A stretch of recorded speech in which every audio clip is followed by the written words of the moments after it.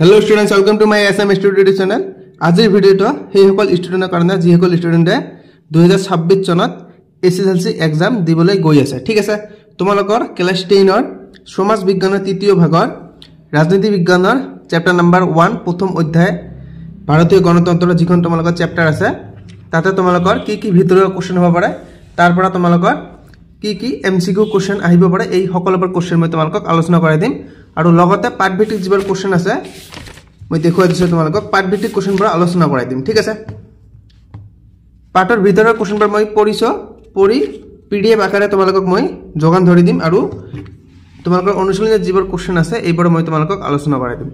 ঠিক আছে, তোমালোকে যদি এতিয়ালৈকে চেনেলটো সাবস্ক্ৰাইব কৰা নাই সাবস্ক্ৰাইব কৰি লোৱা, কিয়নো তোমালোকৰ এইখন চেনেলত মই তোমালোকৰ সকলো চ্যাপ্টাৰৰ এমসিকিউ কোশ্চেন সকলো সাবজেক্টৰ সকলো চ্যাপ্টাৰৰ এমসিকিউ কোশ্চেন ভিএসি কোশ্চেন আৰু কি এক্সেস কোশ্চেন আহিব পাৰে তোমালোকৰ এই বেলি মেট্ৰিক পৰীক্ষাত এই সকলোবোৰ কোশ্চেন মই আলোচনা কৰিম। ঠিক আছে, তোমালোকে যদি এতিয়ালৈকে চেনেলটো সাবস্ক্ৰাইব কৰা নাই সাবস্ক্ৰাইব কৰি ল'বা, কাৰণ তোমালোকৰ এই চেনেলটোত ডেইলি ৰেগুলাৰলি ভিডিও পাই যাবা তোমালোকৰ এসএসএলসি এক্সামৰ কাৰণে অহা ইম্পৰ্টেন্ট কোশ্চেনবোৰ। ঠিক আছে, ইয়াতে তোমালোকৰ ভাৰতীয় গণতন্ত্ৰ আজি মই আলোচনা কৰাই দিম, তোমালোকে ভিডিওটো সম্পূৰ্ণকৈ দেখিবা দে।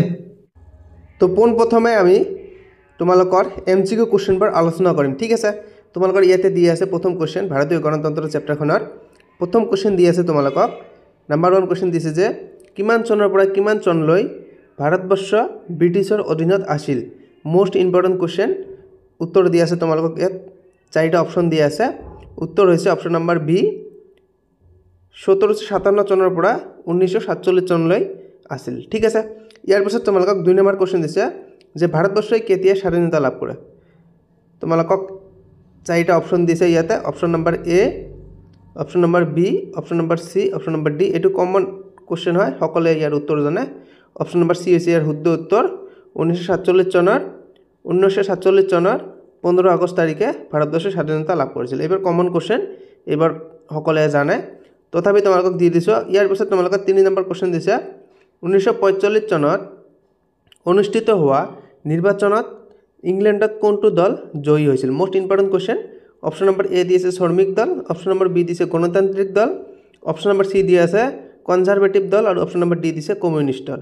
ঠিক আছে, তোমালোকৰ ইয়াতে শুদ্ধ উত্তৰ হৈছে অপচন নাম্বাৰ এ শ্ৰমিক দল। মোস্ট ইম্পৰ্টেন্ট কোশ্চেন এইটো। ইয়াৰ পিছত তোমালোকক 4 নম্বৰ কোশ্চেন দিছে কেবিনেট মিছন ভাৰতলৈ কেতিয়া আহিছিল। 4টা অপচন দিছে। অপচন নাম্বাৰ এ দি আছে, অপচন নাম্বাৰ বি দি আছে, অপচন নাম্বাৰ সি দি আছে আৰু অপচন নাম্বাৰ ডি দিছে তোমালোকক। ঠিক আছে, তোমালোকৰ ইয়াতে শুদ্ধ উত্তৰ হৈছে অপচন নাম্বাৰ সি 1947 চনৰ মাৰ্চ মাহত আছিল। কুৱেশ্যন নম্বৰ 5 দিছে তোমালোকক কাৰ তৎপৰতাত ভাৰতবৰ্ষৰ বা ভাৰতৰ বাবে সংবিধান সভা কনষ্টিটিউৱেণ্ট এছেম্বলি গঠন হৈছিল।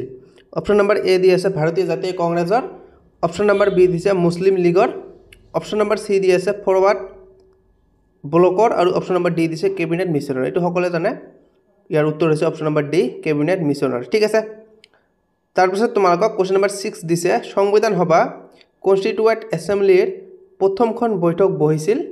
অপচন নাম্বাৰ এ দি আছে, অপচন নাম্বাৰ বি দিছে, অপচন নাম্বাৰ সি দিছে আৰু ডি দিছে। তোমাৰ ইয়াৰ শুদ্ধ উত্তৰ হৈছে অপচন নাম্বাৰ বি 1947 চনৰ 9 ডিচেম্বৰ তাৰিখে। ঠিক আছে, তাৰপিছত তোমালোকক কুৱেশ্যন নাম্বাৰ 7 দিছে ভাৰতৰ বাবে ৰচনা কৰিব লগা সংবিধান সভাৰ প্ৰথমখন বৈঠকত সভাপতিত্ব কৰিছিল। অপচন নাম্বাৰ এ দিছে doctor Rajendra Prasad, option number B দিছে doctor B R. Ambedkar, option number C দিছে ডক্টৰ সচিদানন্দ সিনহাই আৰু অপচন নাম্বাৰ ডি দিছে আলাদি কৃষ্ণস্বামী আয়াৰ। ইয়াত তোমালোকৰ শুদ্ধ উত্তৰ হৈছে অপচন নাম্বাৰ সি ডক্টৰ সচিদানন্দ সিনহাই। ঠিক আছে, তোমালোকে ভিডিঅ'টো লাইক কৰি দিবা আৰু চেনেলটো সাবস্ক্ৰাইব কৰি ল'বা। কুৱেশ্যন নাম্বাৰ 8 দি আছে ইয়াতে যে সংবিধান সভা কনষ্টিটিউৱেণ্ট এছেম্বলিত কাক সংবিধান সভাৰ স্থায়ী সভাপতি হিচাপে নিৰ্বাচন কৰা হয়।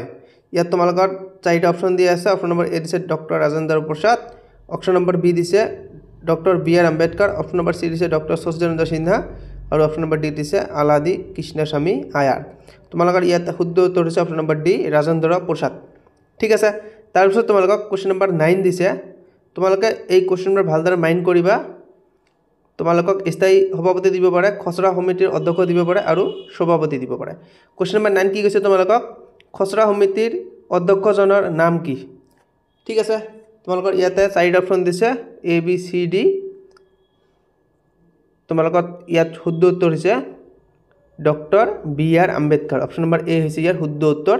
কুৱেশ্যন নম্বৰ 10 দি আছে সমাজবাদী আৰু ধৰ্মনিৰপেক্ষ শব্দ দুটা সংবিধানৰ কিমান সংশোধনী মতে প্ৰস্তাৱনাত সন্নিৱিষ্ট হৈছিল। ঠিক আছে, সন্নিৱিষ্ট হৈছিল।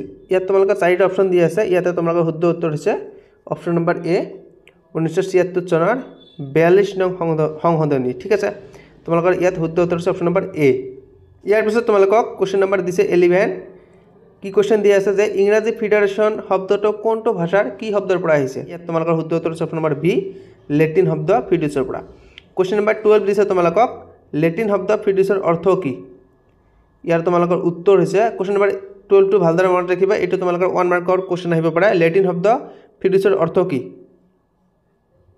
ইয়াত তোমালোকৰ উত্তৰ হৈছে অপশ্যন নম্বৰ ডি শুদ্ধ উত্তৰ চুক্তি বা সন্ধি। ঠিক আছে, তোমালোকে মনত ৰাখিবা 1 মাৰ্কৰ কুৱেশ্যনো আহিব পাৰে VSC কুৱেশ্যন হিচাপে। কুৱেশ্যন নম্বৰ 13 দি আছে যে যুক্তৰাষ্ট্ৰৰ গৃহভূমি হোমলেণ্ড অফ ফেডাৰেশ্যন বুলি কাক কোৱা হয়। সকলোৱে জানে এইটো আমেৰিকা যুক্তৰাষ্ট্ৰ। তোমালোকে পঢ়ি ল'বা। ইয়াতে তোমালোকক 4টা অপশ্যন দিছে ভাৰতবৰ্ষ, আমেৰিকা, গ্ৰেট ব্ৰিটেইন আৰু কানাডা। তোমালোকৰ শুদ্ধ উত্তৰ হৈছে আমেৰিকা। ঠিক আছে, কুৱেশ্যন নম্বৰ 14 দি আছে ভাৰতবৰ্ষৰ দ্বৈত নাগৰিকত্বৰ ব্যৱস্থা আছেনে। অপশ্যন নম্বৰ এ দি আছে অপশ্যন নম্বৰ বি দি আছে নাই, অপশ্যন নম্বৰ চি দি আছে সীমিতভাৱে আছে আৰু অপশ্যন নম্বৰ ডি দিছে ওপৰত এটাও নহয়। তোমাৰ ইয়াত শুদ্ধ উত্তৰ হৈছে অপশ্যন নম্বৰ বি নাই। ঠিক আছে, কুৱেশ্যন নম্বৰ 15 দিছে তোমালোকক ভাৰতবৰ্ষত যুক্তৰাষ্ট্ৰীয় ব্যৱস্থা দেশৰ পৰা অনুকৰণ কৰা হৈছে। ক'ৰ পৰা অনুকৰণ কৰা হৈছে যুক্তৰাষ্ট্ৰীয় ব্যৱস্থাটো। ইয়াত অপশ্যন নম্বৰ এ দি আছে আমেৰিকা যুক্তৰাষ্ট্ৰৰ সংবিধান, অপশ্যন নম্বৰ বি দিছে গ্ৰেট ব্ৰিটেইনৰ সংবিধান, অপশ্যন নম্বৰ চি দিছে কানাডা যুক্তৰাষ্ট্ৰৰ সংবিধান আৰু অপশ্যন নম্বৰ ডি দিছে ওপৰত এটাও নহয়। ইয়াত তোমালোকৰ শুদ্ধ উত্তৰ হৈছে অপশ্যন নম্বৰ চি কানাডা যুক্তৰাষ্ট্ৰৰ সংবিধান। ঠিক আছে, তাৰপিছত তোমালোকৰ কুৱেশ্যন নম্বৰ 16 দিছে তোমালোকক ইয়াতে কুৱেশ্যন নম্বৰ 16 দিছে ভাৰতবৰ্ষৰ সংসদীয় গণতন্ত্ৰৰ ধাৰণাটো কোনটো দেশৰ সংবিধানৰ পৰা অনুকৰণ কৰা হৈছে। কোনটোতো তোমাৰ ইয়াতে উঠা নাই। ঠিক আছে, তোমালোকে কুৱেশ্যনত লিখি ল'বা যে ভাৰতবৰ্ষৰ সংসদীয় গণতন্ত্ৰৰ ধাৰণাটো কোনটো দেশৰ সংবিধানৰ পৰা অনুকৰণ কৰা হৈছে।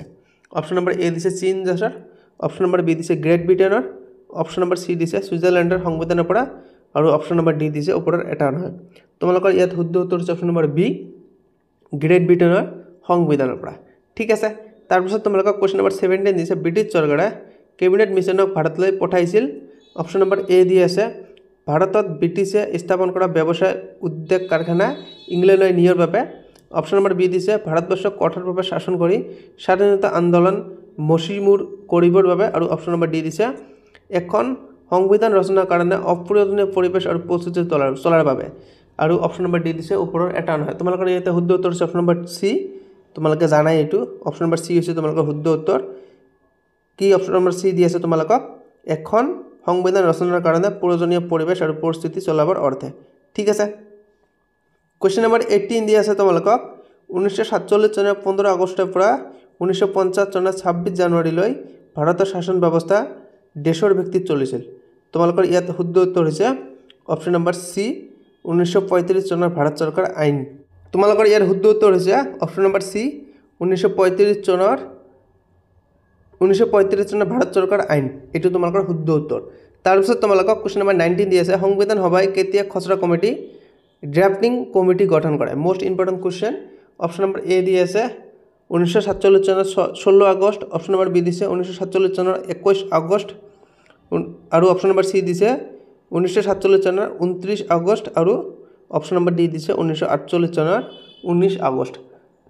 তোমালোকৰ ইয়াতে শুদ্ধ উত্তৰ হৈছে অপশ্যন নম্বৰ চি 1947 চনৰ 29 আগষ্ট। ঠিক আছে, তাৰপিছত তোমালোকক 20 নম্বৰ কুৱেশ্যন দিছে ভাৰতীয় সংবিধানখন প্ৰস্তুত কৰা সম্পৰ্কত সংবিধান সভাৰ মুঠখন কিমানখন বৈঠক বহিছিল। তোমালোকৰ ইয়াতে কুৱেশ্যনটো ভালদৰে লিখি লোৱা। মই কৈ দিছোঁ আকৌ এবাৰ ভাৰতীয় সংবিধানখন প্ৰস্তুত কৰা সম্পৰ্কত সংবিধান সভাৰ মুঠ কিমানখন বৈঠক বহিছিল। উত্তৰ তোমালোকৰ ইয়াতে 4টা অপশ্যন দি আছে। অপশ্যন নম্বৰ এ দিছে 11, প্ৰথমটো অপশ্যন নম্বৰ এ, বি দিছে 15, চি দিছে 17 আৰু ডি দিছে 20। তোমালোকৰ ইয়াতে শুদ্ধ উত্তৰ হৈছে অপশ্যন নম্বৰ এ 11খন। ঠিক আছে, 11খন। তাৰপিছত তোমালোকক কুৱেশ্যন নম্বৰ 21 দি আছে কিমান দিনৰ পৰিশ্ৰমৰ অন্তত খচৰা কমিটিয়ে সংবিধানৰ খচৰা প্ৰস্তুত কৰি উলিয়াইছিল। মোষ্ট ইম্পৰ্টেণ্ট কুৱেশ্যন তোমালোকে মনত ৰাখিবা ইয়াত তোমালোকক পেৰাই দি আছে, পেৰাই 2 বছৰ, পেৰাই 3 বছৰ, পেৰাই 3 বছৰ সমা, আৰু অপশ্যন নম্বৰ ডি দিছে তোমালোকক পেৰাই 2 বছৰ। ঠিক আছে, তোমালোকক অপশ্যন কেইটা ইয়াতে ভালদৰে লিখি ল'বা, এ বি চি ডি তোমালোকে লিখি ল'বা ভালদৰে। তোমালোকৰ একজাক্ট যিটো তোমালোকৰ উত্তৰ, ইয়াত তোমালোকৰ উত্তৰ দিছে পেৰাই 3 বছৰ, একজাক্ট উত্তৰ হৈছে 2 বছৰ 11 মাহ 18 দিন হৈছে তোমালোকৰ একজাক্ট উত্তৰ। ঠিক আছে, আৰু তোমালোকৰ ইয়াত পেৰাই যেহেতু দিছে 12 দিন কম, সেই কাৰণে তোমালোকৰ 3 বছৰ দিছে। ঠিক আছে, কুৱেশ্যন নম্বৰ 22 দিছে সংবিধান সভাৰ খচৰা কমিটি ড্ৰাফটিং কমিটিয়ে সংবিধানৰ খচৰা প্ৰস্তুত কৰি দাখিল কৰে কিমান চনত? উত্তৰ দি আছে তোমালোকক 4টা অপশ্যন দিছে তোমালোকৰ ইয়াতে। Option number A B C D দি আছে, ইয়াৰ শুদ্ধ উত্তৰ হৈছে অপশ্যন নম্বৰ ডি 1949 চনৰ 26 নৱেম্বৰ। ঠিক আছে, ইয়াৰ পাছত তোমালোকক কুৱেশ্যন নম্বৰ 23 দিছে ভাৰতবৰ্ষৰ নতুন সংবিধানখন কেতিয়া বলবৎ কৰা হয়? 4টা অপশ্যন দিছে, option number A B C D তোমালোকক দি আছে। ইয়াত তোমালোকৰ শুদ্ধ উত্তৰ হৈছে অপশ্যন নম্বৰ বি 1950 চনৰ 26 জানুৱাৰী। তাৰপিছত তোমালোকক কুৱেশ্যন নম্বৰ 24 দিছে সাৰ্বভৌমত্ব মানে কি? অপশ্যন নম্বৰ এ দিছে ৰাষ্ট্ৰৰ সৰ্বোচ্চ ক্ষমতা, অপশ্যন নম্বৰ বি দিছে ব্যক্তিৰ সৰ্বোচ্চ ক্ষমতা, অপশ্যন নম্বৰ চি দিছে একক প্ৰকাৰৰ ক্ষমতা, আৰু অপশ্যন নম্বৰ ডি দিছে এটাও নহয়। ঠিক আছে, তোমালোকৰ ইয়াতে শুদ্ধ উত্তৰ হৈছে অপশ্যন নম্বৰ এ ৰাষ্ট্ৰৰ সৰ্বোচ্চ ক্ষমতা। ঠিক আছে, তাৰপিছত তোমালোকক কুৱেশ্যন নম্বৰ 25 দি আছে পৰাধীন ভাৰতবৰ্ষত সীমিত সংসদীয় পদ্ধতিৰ প্ৰৱৰ্তন কৰিছিল। অপশ্যন নম্বৰ এ দি আছে 1915 চনৰ ভাৰত চৰকাৰ আইনে, অপশ্যন নম্বৰ বি দিছে 1929 চনৰ ভাৰত চৰকাৰ আইনে, অপশ্যন নম্বৰ চি দিছে 1935 চনৰ ভাৰত চৰকাৰ আইনে, আৰু অপশ্যন নম্বৰ ডি দিছে 1947 চনৰ ভাৰত চৰকাৰৰ স্বাধীনতা আইনে। তোমালোকৰ ইয়াতে শুদ্ধ উত্তৰ হৈছে অপশ্যন নম্বৰ চি 1935 চনৰ ভাৰত চৰকাৰ আইনে। ঠিক আছে, ইয়াৰ পিছত তোমালোকক কুৱেশ্যন নম্বৰ 26 দিছে ভাৰতীয় সংবিধানৰ প্ৰস্তাৱনাটো দেশ বাক্যৰে আৰম্ভ কৰা হয়। মোষ্ট ইম্পৰ্টেণ্ট কুৱেশ্যন, তোমালোকৰ ইয়াতে উত্তৰ দি আছে প্ৰথমত অপশ্যন নম্বৰ এ আমি ভাৰতৰ জনসাধাৰণে, অপশ্যন নম্বৰ বি দিছে আমি সংবিধানৰ প্ৰণেতাসকলে, অপশ্যন নম্বৰ চি দিছে আমি স্বাধীনতা সংগ্ৰামীসকলে, আৰু অপশ্যন নম্বৰ ডি দিছে এটাও নহয়। তোমালোকৰ ইয়াতে শুদ্ধ উত্তৰ হ'ব অপশ্যন নম্বৰ এ আমি ভাৰতৰ জনসাধাৰণে। ঠিক আছে, তাৰপিছত তোমালোকক কুৱেশ্যন নম্বৰ 27 দিছে যুক্তৰাষ্ট্ৰ শব্দটোৰ সংবিধানত উল্লেখ নাই। যুক্তৰাষ্ট্ৰ শব্দটো দেশৰ সংবিধানত উল্লেখ নাই। কুৱেশ্যনটো আচলতে হ'ব যুক্তৰাষ্ট্ৰ শব্দটো কোন দেশৰ সংবিধানত উল্লেখ নাই? তোমালোকৰ ইয়াত উত্তৰ হ'ব ভাৰতবৰ্ষ। ঠিক আছে, কাৰণ ভাৰতবৰ্ষ আমাৰ অৰ্ধ যুক্তৰাষ্ট্ৰ। ঠিক আছে, তাৰপিছত তোমালোকক কুৱেশ্যন নম্বৰ 28 দিছে দ্বৈত নাগৰিকত্ব দেশৰ সংবিধানৰ এটা বৈশিষ্ট্য। ঠিক আছে, আমাৰ দেশত জেনেৰেলি দ্বৈত নাগৰিকত্বৰ ব্যৱস্থা নাই। তোমালোকক কি কৈছে যে দ্বৈত নাগৰিকত্ব কোন দেশৰ সংবিধানৰ এটা বৈশিষ্ট্য? আমেৰিকা দি আছে, ভাৰতটো নহয়, ছুইজাৰলেণ্ড দি আছে, আৰু কানাডা দি আছে। তোমালোকৰ ইয়াতে শুদ্ধ উত্তৰ হৈছে অপশ্যন নম্বৰ এ আমেৰিকা। ঠিক আছে, তাৰপিছত তোমালোকক শেষৰটো মই MCQ যোগান ধৰিম, শেষৰটি MCQ হয়। কি কৈছে কুৱেশ্যন নম্বৰ 29 প্ৰস্তাৱনাত ভাৰতক এখন সাৰ্বভৌম সমাজবাদী ধৰ্মনিৰপেক্ষ দেশৰ গণৰাজ্য হিচাপে স্বীকৃতি দিছে। ঠিক আছে, অপশ্যন নম্বৰ এ দি আছে ৰাজতান্ত্ৰিক, বি দি আছে গণতান্ত্ৰিক, চি দিছে একনায়ত্ববাদী, আৰু ডি দিছে এটা নহয়। তোমালোকে জানাই অপশ্যন নম্বৰ বি হৈছে শুদ্ধ উত্তৰ গণতান্ত্ৰিক। ঠিক আছে, তো এতিয়া মই তোমালোকক এই চেপ্টাৰত যিবোৰ পাঠভিত্তিক কুৱেশ্যন আছে এইবোৰ তোমালোকক আলোচনা কৰাই দিম। এতিয়া মই তোমালোকক অনুশীলনীত যিবোৰ কুৱেশ্যন আছে এইবোৰ আলোচনা কৰাই দিম। তোমালোকক প্ৰথমত দি আছে যে অতি চমু উত্তৰত প্ৰশ্ন। প্ৰথম কুৱেশ্যন দিছে যে 1945 চনত অনুষ্ঠিত হোৱা নিৰ্বাচনত ইংলেণ্ডত কোনটো দল জয়ী হৈছিল? এইটো মই তোমালোকক MCQ হিচাপে দি দিছোঁ। তোমালোকৰ উত্তৰ হ'ব শ্ৰমিক দল। ঠিক আছে, তাৰপিছত তোমালোকক 2 নম্বৰ কুৱেশ্যন দিছে যে কেবিনেট মিছন ভাৰতলৈ কেতিয়া আহিছিল? এই কুৱেশ্যনটো মই তোমালোকক দিছোঁ। ইয়াত তোমালোকৰ উত্তৰ হৈছে 1947 চনৰ মাৰ্চ মাহত আহিছিল। তাৰপিছত তোমালোকক 3 নম্বৰ কুৱেশ্যন দিছোঁ যে সংবিধান সভাৰ প্ৰথম সভাপতি কোন আছিল? উত্তৰ দিয়া আছে তোমালোকক ডক্টৰ সচিদানন্দ সিনহা আছিল। তাৰপিছত তোমালোকক 4 নম্বৰ কুৱেশ্যন দিছে খচৰা সমিতিৰ অধ্যক্ষজনৰ নাম, এইটোও দিছে তোমালোকক। কুৱেশ্যন নম্বৰ 5 দি আছে সমাজবাদী আৰু ধৰ্মনিৰপেক্ষ শব্দ দুটাৰ সংবিধানৰ কিমান সংশোধনী মতে প্ৰস্তাৱনাত সন্নিৱিষ্ট হৈছিল? এইটোও দিছে তোমালোকক। তোমালোকে উত্তৰটো চাই ল'বা। 6 নম্বৰ কুৱেশ্যন দি আছে ইংৰাজী ফেডাৰেশ্যন শব্দটো কোনটো লেটিন শব্দৰ পৰা আহিছে? এইটোও দিছে তোমালোকক। 7 নম্বৰ কুৱেশ্যন দি আছে যুক্তৰাষ্ট্ৰীয় গৃহভূমি বুলি কাক কোৱা হয়? এইটোও দিছে। কুৱেশ্যন নম্বৰ 8 দি আছে ভাৰতবৰ্ষত দ্বৈত নাগৰিকত্ব ব্যৱস্থা আছেনে? এইটোও দিছে তোমালোকক। 9 তোমালোকৰ উত্তৰ হ'ব। কুৱেশ্যন নম্বৰ 9 দি আছে ভাৰতবৰ্ষৰ সংসদীয় গণতন্ত্ৰৰ ধাৰণাটো কোনখন দেশৰ সংবিধানৰ পৰা অনুকৰণ কৰা হৈছে এইটোও দিছ তাৰপিছত তোমালোকক চমু উত্তৰৰ প্ৰশ্ন দি আছে ব্ৰিটিছ চৰকাৰে কেবিনেট মিছনক কিয় ভাৰতবৰ্ষলৈ পঠিয়াইছিল ঠিক আছে উত্তৰ দি আছে ভাৰতবৰ্ষৰ বাবে এখন সংবিধান ৰচনাৰ কাৰণে প্ৰয়োজনীয় পৰিবেশ আৰু প্ৰস্তুতি তলাবৰ কাৰণে বা অৰ্থে ব্ৰিটিছ চৰকাৰে কেবিনেট মিছনক ভাৰতবৰ্ষলৈ পঠিওৱা হৈছিল বা পঠিয়াইছিল এইটোও দিছে তোমালোকক ঠিক আছে কোৱেশ্চন নম্বৰ 2 দি আছে তোমালোকে উত্তৰটো চাই ল'বা কোৱেশ্চন নম্বৰ 2 কি কৈছে 1947 চনত 15 আগষ্টৰ পৰা 1950 চনৰ 26 জানুৱাৰীলৈ ভাৰতবৰ্ষৰ শাসন ব্যৱস্থা কি আইনৰ ভিত্তিত চলাইছিল আইনখন কোনে প্ৰস্তুত কৰিছিল ঠিক আছে তোমালোকে পঢ়ি ল'বা ইয়াৰ উত্তৰ দি আছে আইনখন ব্ৰিটিছ সংসদে প্ৰস্তুত কৰিছিল তোমালোকে উত্তৰটো ভালদৰে পঢ়ি ল'বা কোৱেশ্চন নম্বৰ 3 দি আছে তোমালোকৰ ইয়াতে প্ৰস্তাৱনাত আমি ভাৰতীয় জনগণে বুলি কি উল্লেখ কৰা হৈছিল মোষ্ট ইম্পৰ্টেন্ট কোৱেশ্চন তোমালোকৰ 2 মাৰ্কছৰ কাৰণে আহিব পাৰে উত্তৰ দি আছে যে প্ৰস্তাৱনাত আমি ভাৰতীয় জনগণে বুলি উল্লেখ কৰিছে কাৰণ সংবিধানখনৰ ৰচক ভাৰতীয় জনগণ সংবিধান ভাৰতীয় জনগণৰ বাবেই তৈয়াৰ কৰা হৈছে আৰু জনগণেই সংবিধানৰ আঁৰত এক বৃহৎ শক্তি ঠিক আছে তাৰ পিছত তোমালোকক কোৱেশ্চন নম্বৰ 4 দি আছে সাৰ্বভৌম মানে কি উত্তৰ দি আছে তোমালোকে চাই ল'বা 5 নম্বৰ কোৱেশ্চন দি আছে তোমালোকৰ কোন চনৰ কিমান সংখ্যক সংশোধনী অনুসৰি সংবিধানৰ প্ৰস্তাৱনাত সমাজবাদী আৰু ধৰ্মনিৰপেক্ষ শব্দ দুটা সন্নিৱিষ্ট কৰা হৈছে উত্তৰ দি আছে তোমালোকক ইয়াৰ পৰা তোমালোকে চাই ল'বা এই কোৱেশ্চনটো মই তোমালোকক এমসিকিউ কোৱেশ্চন হিচাপে আলোচনা কৰাইছে এই কোৱেশ্চনটো মই তোমালোকক দি দিছো ঠিক আছে কোৱেশ্চন নম্বৰ 6 দি আছে অৰ্ধ যুক্তৰাষ্ট্ৰক আগবলে এইটো কোৱেশ্চন ইম্পৰ্টেন্ট আছে যি ৰাষ্ট্ৰৰ শাসন ব্যৱস্থাত এক কেন্দ্ৰিক চৰকাৰৰ বহুত বৈশিষ্ট্য সন্নিৱিষ্ট হৈ থাকে তেনে যুক্তৰাষ্ট্ৰক অৰ্ধ যুক্তৰাষ্ট্ৰ বুলি কোৱা হয় বা বলে কোৱেশ্চন নম্বৰ 7 দি আছে কোন কেইখন আইনে পৰাধীন ভাৰতবৰ্ষত সীমিত সংশোধনীয় পদ্ধতিৰ প্ৰৱৰ্তন কৰিছিল উত্তৰ দি আছে তোমালোকৰ 1935 চনৰ ভাৰত চৰকাৰ আইন পৰাধীন ভাৰতবৰ্ষত সীমিত সংশোধনীয় পদ্ধতিৰ প্ৰৱৰ্তন কৰিছিল ইয়াৰ পিছত তোমালোকক দীঘল উত্তৰৰ প্ৰশ্ন লিখিবলৈ কৈছে কি কৈছে প্ৰথম কোৱেশ্চন যে ভাৰতবৰ্ষৰ সংবিধানৰ প্ৰস্তাৱনাত সংবিধানৰ আদৰ্শ কেনে দৰে প্ৰকাশ পাইছে আলোচনা কৰা উত্তৰ তোমালোকে ইয়াৰ পৰা চাই ল'বা ভাৰতীয় সংবিধানৰ প্ৰস্তাৱটো হৈছে উত্তৰ তোমালোকক ইয়াতে দি আছে যে ভাৰতীয় সংবিধানৰ প্ৰস্তাৱটো হল সংবিধানৰ পাতনি ইয়াত সংবিধানৰ দৰ্শন আদৰ্শ আৰু লক্ষ্যবোৰ সংক্ষিপ্ত ৰূপত লিপিবদ্ধ হৈ আছে বাকিবোৰ তোমালোকে পঢ়ি ল'বা ইয়াতে তোমালোকক উল্লেখ কৰি দিছে কেইটামান শব্দ দিছে কি কৈছে তোমালোকক যে ইয়াত উল্লেখিত আদৰ্শসমূহ হৈছে স্বাধীনতা ন্যায় সমতা আৰু ভাতৃত্ববোধ ঠিক আছে তোমালোকক ইয়াতে চাৰিটা শব্দ দিছে মোষ্ট ইম্পৰ্টেন্ট জাস্টিস দি আছে লিবাৰ্টি দি আছে ইকুৱেলিটি দি আছে আৰু ফিডাৰিটি দি আছে ঠিক আছে তাৰ পিছত তোমালোকে বাকিবোৰ পঢ়ি ল'বা ইয়াতে স্বাধীনতা দি আছে ন্যায় দি আছে আৰু সমতা দি আছে ইকুৱেলিটি আৰু তোমালোকক ভাতৃত্ববোধ দি আছে ফ্ৰেটাৰ্নিটি দি আছে তোমালোকক কোৱেশ্চন নম্বৰ 2 দিছে সাৰ্বভৌম সমাজবাদী ধৰ্মনিৰপেক্ষ গণতান্ত্ৰিক আৰু গণৰাজ্য বুলিলে কি বুজা বহলাই লিখা উত্তৰ দিছে সাৰ্বভৌমৰ উত্তৰ দি দিছে তোমালোকক সমাজবাদীৰ উত্তৰ দি দিছে আৰু তোমালোকক ধৰ্মনিৰপেক্ষৰ উত্তৰ দিছে গণতন্ত্ৰৰ উত্তৰ দিছে গণৰাজ্যৰ উত্তৰ দিয়া আছে কোৱেশ্চন নম্বৰ 3 কি কৈছে নেহৰুৰ উদ্দেশ্য সম্পৰ্কিত প্ৰস্তাৱ কেইটা আলোচনা কৰা মোষ্ট ইম্পৰ্টেন্ট কোৱেশ্চন তোমালোকে উত্তৰটো চাই লোৱা স্ক্ৰিনশ্বট মাৰি লোৱা আৰু পিছত তোমালোকে পঢ়িলে হৈ গ'ল ঠিক আছে তোমালোকে মেইনলি এমসিকিউ কোৱেশ্চন কেইটা পঢ়িবা কাৰণ এমসিকিউ কোৱেশ্চন কেইটা ইম্পৰ্টেন্ট আছে ঠিক আছে আৰু তোমালোকে যদি এতিয়ালৈকে চেনেলটো সাবস্ক্ৰাইব কৰা নাই অনুগ্ৰহ কৰি কৈছো সাবস্ক্ৰাইব কৰি দিয়া আৰু ভিডিওটো এটি লাইক কৰি দিবা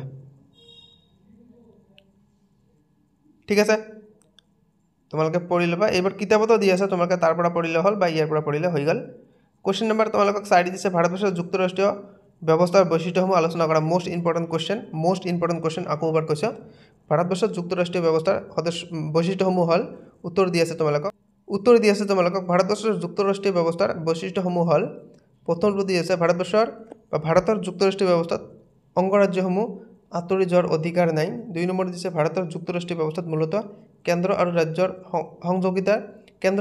সহযোগিতাৰ ওপৰত নিৰ্ভৰশীল 3 নম্বৰ দি আছে পঢ়ি ল'বা 4 নম্বৰ দি আছে পঢ়ি ল'বা কোৱেশ্চন নম্বৰ 5 দি আছে তোমালোকক যে ভাৰতবৰ্ষৰ বা ভাৰতৰ সংসদীয় পদ্ধতিৰ চৰকাৰৰ বৈশিষ্ট্যসমূহৰ ওপৰত ব্যাখ্যা আগবঢ়োৱা উত্তৰ দি আছে তোমালোকে চাই ল'বা মই আৰু নপঢ়ো ঠিক আছে তোমালোকে চাই ল'বা